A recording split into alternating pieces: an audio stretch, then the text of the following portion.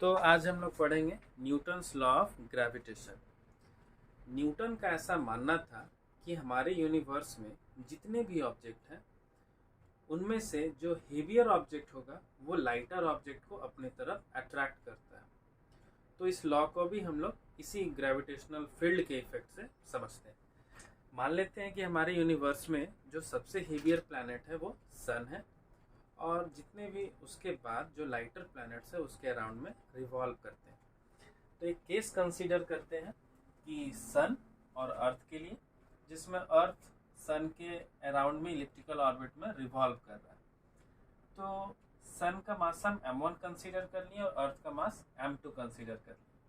सन और अर्थ के बीच का जो डिस्टेंस है उसको हम स्मॉल r से रिप्रेजेंट किए। न्यूटन का ऐसा मानना था कि जो हेवियर ऑब्जेक्ट होगा वो लाइटर ऑब्जेक्ट को अपने तरफ अट्रैक्ट करेंगे। तो यहाँ पर जो फोर्स ऑफ अट्रैक्शन हो रहा है वो डायरेक्टली प्रोपोर्शनल होगा इन दोनों ऑब्जेक्ट के प्रोडक्ट से और इनवर्सली प्रोपोर्शनल होगा इन दोनों ऑब्जेक्ट के डिस्टेंसेस से। तो हम इन दोनों इक्वेशन को ऐसा लिख सकते हैं कि force is directly proportional to the product of masses and inversely proportional to the square of distance between them. और ये प्रोपोर्शनैलिटी जब हटेगा तो ये प्रोपोर्शनैलिटी को हटाने के लिए हमें ग्रेविटेशनल कांस्टेंट का यूज करेंगे g m1 m2 by r square.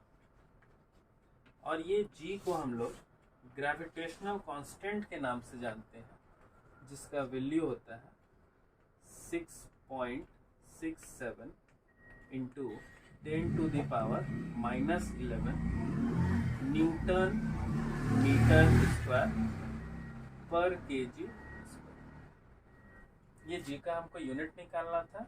Force का यूनिट हो गया न्यूटन, रेडियस स्क्वायर इसलिए मीटर स्क्वायर, दो मासेस है तो केजी इंटू केजी स्क्वायर होना चाहिए था, जो कि ये टर्म क्रॉस मल्टीप्लिकेशन से नीचे आ जाएगा तो पावर हम यहाँ -2 रिप्रेजेंट